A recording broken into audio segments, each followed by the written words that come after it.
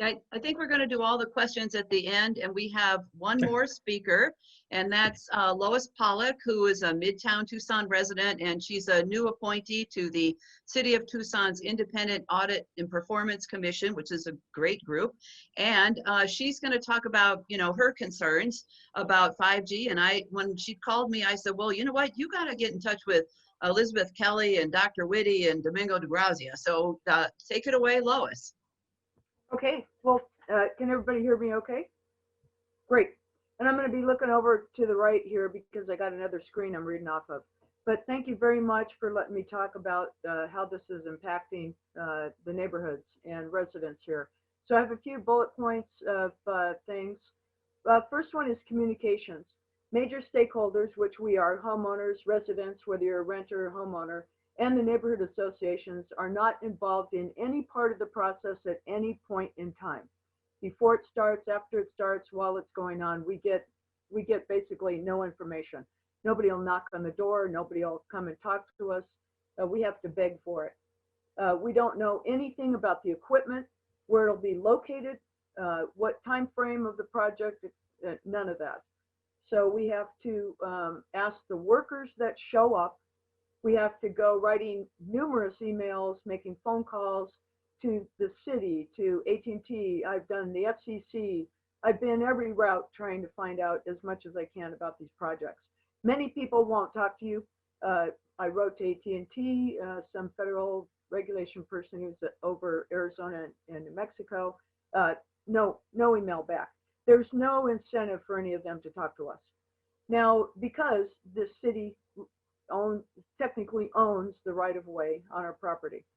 So location is another issue. These towers are being located, it appears, wherever the wireless company wants them, as long as it's on the city right-of-way. And so there's no consideration given to where our current utilities are located. They appear to be just locating wherever they want the equipment to be.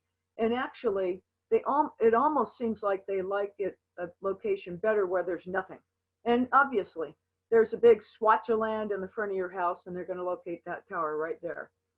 Then they don't have to goof around with how to work around utility wires or other communication wires. So up to this point, what we've noticed, and residents have told me, is that these towers are being located on main streets, Speedway, Alvernon, and you don't notice them because they have light poles and everything else that's already existing. So adding one more pole oftentimes, or co-locating one of these towers on an existing light pole, you kind of don't notice it. Now though, they're starting to enter residential streets. And I live in, 1 square mile is Garden District neighborhood. I'm the president of Garden District neighborhood. I walk this area, I drive this area every single day. I look at everything that's new. I see everything that's been torn down or put up, or I see every permit through the city's permit process and all that. It's interesting, the city's permit process does not work for these pole, erecting these poles. They have their own addresses. And there has something to do with, because of that, it doesn't come through on notifications for us and things like that. After a week or so or more of emailing everybody, I finally find out that I can find them. And I know that there's a map out there with all of these poles and where they're going to be located and everything, but you have to know you're looking for a map.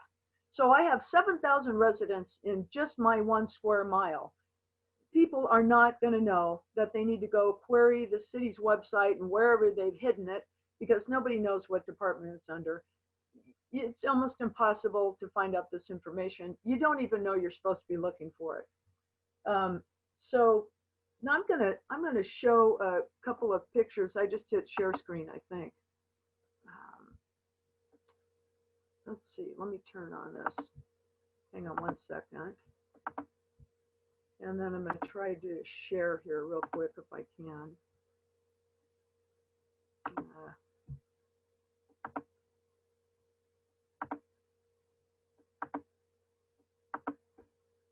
Unfortunately, I see what the problem is with sharing the screen. Can you Hold on a guys, second. So Emily, can you make it available, share screen and make available to Lois?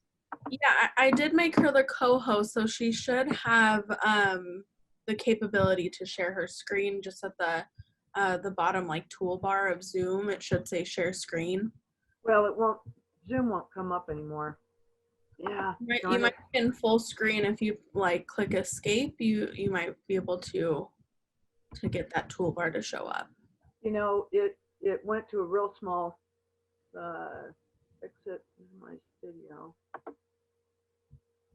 I know, I get share screen, it's no problem, but then when you guys, if I hit share screen, you don't see my screen. Multiple participants. Okay. And I don't know. Okay, because I haven't had to do this either. Okay, so let me see. Okay, can you see these photos? There should be a barricade up in front of a house. Okay, good. So this is the start of the project at Lester Street, just west of Columbus Boulevard. They decided that, so they come one day and they put up this, start putting up stuff. You can see we graffiti here. We've got this big barricade here and everything. Here's what some of the construction has looked like. This is the start of the pole. They dug a 12-foot hole here, and then a supervisor came by at the end of the day and said, "You got that hole in the wrong place." So they went ahead and they had to drill a second 12-foot deep hole. And I'm wondering, well, can they effectively fill the first one? I guess they did. I didn't watch them. But they clearly had the hole marked where it was supposed to go. And I've seen the plans, and it looked, you know, somebody comes and they draw these lines all over the ground and put stakes in and everything. But they still do the stuff in the wrong place. They still make mistakes. Then they've got this multiple amount of conduit coming out of the ground. You know, we just see this stuff over day after day after day. Right here, the issue was it's all located in front of the mailbox. You know, the post office is very, very particular. This lady is lucky she had her mail delivered. This project went on for, it's still going on. It's for over 3 months. This was this way. It's not like they just came in a week later, a couple days later, they were done. Then here's some more, you know, indication of, you know, how close it is to everything. She also lost the parking in front of her house because she lives on a corner. Nobody could park in front of her house because all these barricades were here because you couldn't open the door to get out anyhow. Here's what the pole ended up looking like once it was put up. It sat like this for a few weeks because they didn't have the equipment to mount on the pole to finish it. I noticed too, it's dirty. It's got black marks all the way up the pole. They don't care about that. It doesn't matter to them. And then this is just another view, but you can clearly see that it is pretty much in, it's just to the west of her house, located between two homes. Now, there's a big tree in the background. That tree is probably planted in the 1940s, 1950. They cut through a gigantic root when they were doing, you know, putting in everything they did because they had a big giant hole dug. They care nothing about that. Apparently, the rules say that that they have to return the surface of the property to what it was before they got there. Now, that said, the ground was just dirt. Well, they beat up the dirt until it was all just a bunch of powder. And then they came and dumped a load of gravel. And so we're all wondering, okay, well, the homeowner didn't want the gravel. Not really. And she just wanted it returned the way it was.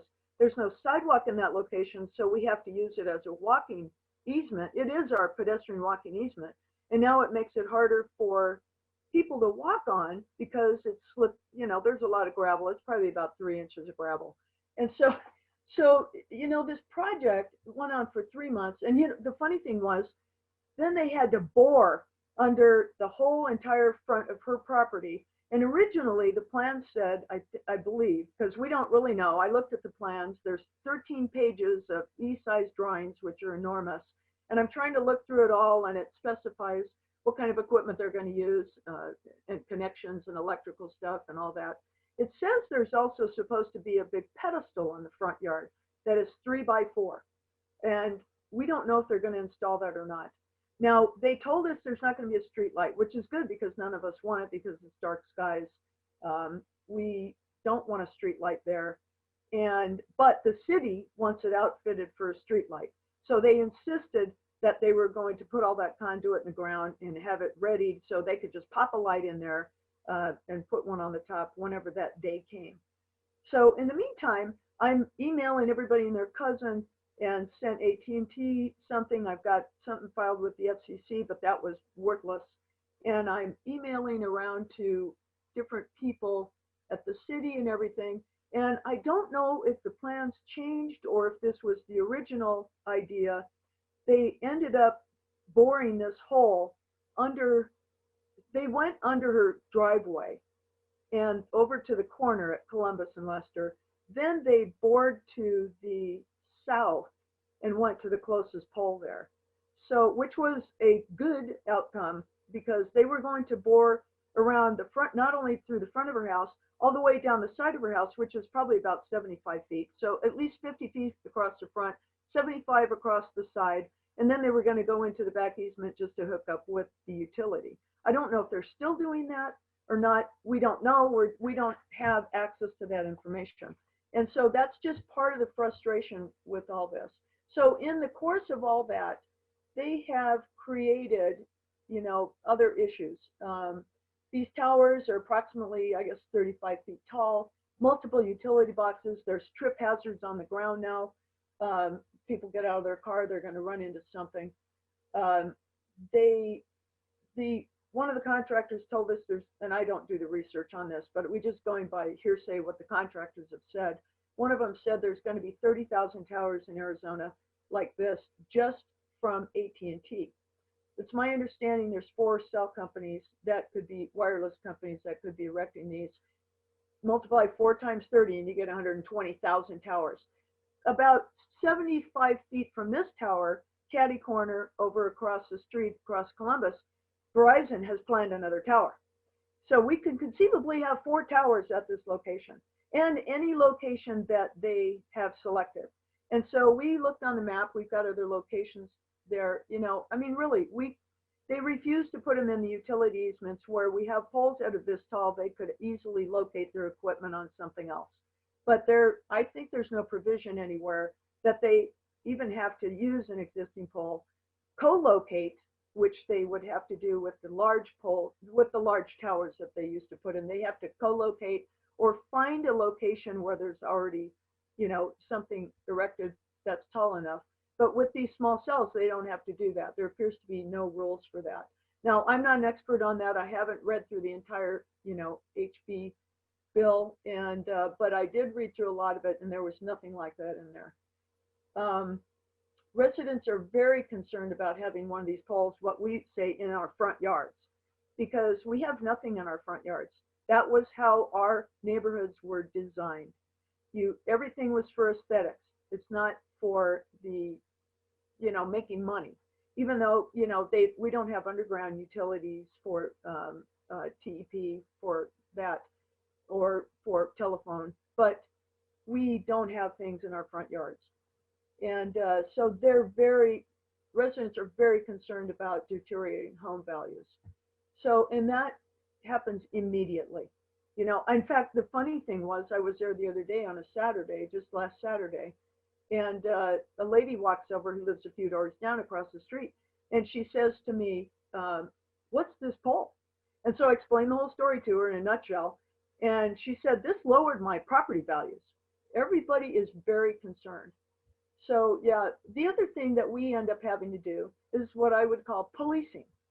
And so residents have to police the contractors to ensure that access to mailboxes, to traffic issues, environmental, dust control, we have to police that because there's nobody from any governmental agency that is ever on site while these guys are working. Most of them are guys. And I haven't seen any women working, but that's not an issue. It's just that the city comes out and does their cursory review. They claimed they walked the property with the homeowner and selected the best location for this pole. Well, nobody knocks on the door of the homeowner and says, hey, what do you think about this? you know, or even bothers to notify anybody of anything. And so we just know things are happening because we see blue stake marks on the ground. We see a big box a white box that they've painted on the ground. And we see just that. You call blue stake, they won't give you any information on who requested it. We have no one to call. So then I started calling around to the city, you know, the ward office. Finally, we get a hold of TDOT. Finally, you know, and they sound like a commercial for 4G and 5G. They were doing, we need these, we have to have them. It's all for the public good, blah, blah, blah, that whole story. But we are the policing people. So I go for a walk on Saturday, and I get to the end of the block, and here are these enormous trucks. They showed up. They have this enormous equipment on them that they're going to be doing digging with. And one of them's parked in the wrong direction on the wrong side of the street. And they're unloading this piece of equipment. And I'm looking around, and they've got another, like a ditch witch kind of thing out already. And they've already dug a hole, probably about 2 feet deep and 2 feet square or whatever, on the other side of the street. And I walk over there and said, where's your traffic mitigation? Where's your closed sidewalk plan? Where I know they have it. And they were supposed to deliver it to the homeowners that are all affected in that area 5 days prior to the start of this project, which was back in July. We're still waiting for it. It is posted on the city's website, but nobody ever went and told the homeowners. So I got really mad at these guys. And I said, you will not work on this. You know that you're not supposed to work on this. And finally, one of the guys he goes, do you want my supervisor's number? And I said, absolutely. So this was about 7:15 a.m. And I called the supervisor, and he says, oh, the traffic control people with all the barricades and everything, and who are supposed to follow the plan, that's not posted at the site per the permit requirements of the city. The traffic people will be there at 8 a.m. And I said, well, you got people here right now already working. And so he told them to all stop, and they had to close the sidewalks. I came back by in about 20 minutes. The people did show up at 8 o'clock. They put up all the barriers. But in the meantime, I've got people walking down these sidewalks past this enormous equipment. And it's the width of the sidewalk. And so, you know, we don't want to be in this business. We shouldn't have to do this. Contractors work on Saturdays and outside of 9 to 5. And when the city, the county, and all of these regulatory, you know, I mean, these governmental agencies work. And hey, that's not my job, you know. And so in addition to all of the other things that we are fully in agreement with, like all of the health concerns and all of these other things that everybody mentioned, the problems just go on and on. So that's pretty much in a nutshell what I thought I'd convey for the neighborhood association. I have one additional thing though. We can see where they have these things planned. And I have a vegetated pedestrian pathway that we waited 10 years for. And it was a $500,000 federally funded neighborhood improvement project. And they're going to destroy a lot of vegetation in that pathway. It's a half mile long on Pima Street. They're going to destroy that when they put their pole in there. And that's a water retention basin where water sits for days at a time when it rains. And I'm like, you're putting a piece of electrical equipment in a water retention basin in the water. And I just don't understand it. And we're all very concerned about being electrocuted by any of these things, because that's another thing I discovered in the course of things is the city does not do the inspection for the grounding of these poles. It's done by a special company, according to the city, TDOT. It's done by a special company selected by AT&T and their contractors. We have no privy to those inspections and if they've been done or if they've been done properly or anything. So everybody, and the city is totally out of the loop and all of that too. So anyhow, that's all I have to say, and I'm happy for you to have invited me so I can share my concerns.